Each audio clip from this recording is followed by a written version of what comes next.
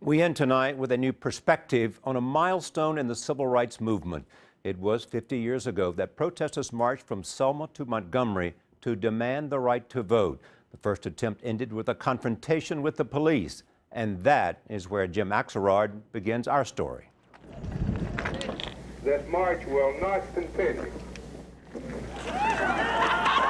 Among the many being beaten in Selma on that bloody Sunday on the Edmund Pettus Bridge was Linda Lowry, a 14-year-old girl in the 19th row.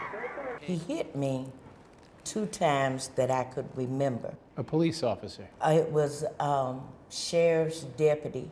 I received 7 stitches over my right eye and 28 stitches in the back of my head.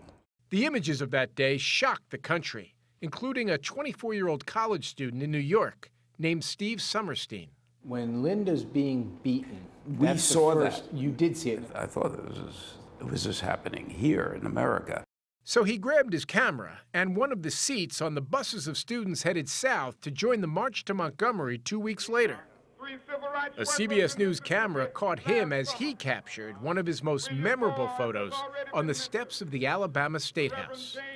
It's among many of his never-before-published images now on display at the New York Historical Society. But to see it life-size like this brings me so much closer to the image. He captured the marchers and those watching them with hope, his sharp eye catching the irony beneath a billboard. I just see so many multi-generations of people. This woman couldn't know anything about the kind of life these people are living, right? You know. Right. He also focused on those who taunted and threatened them every step of the way. They didn't know it, but they was making us so strong. After 5 days and 50 miles, Linda Lowry made it to the State House with a message for the governor watching a few floors up. I'm here, Governor Wallace, I'm here, see me, see me. For a woman who made one of our most important marches forward, Linda Lowry is spending a lot of time these days looking back.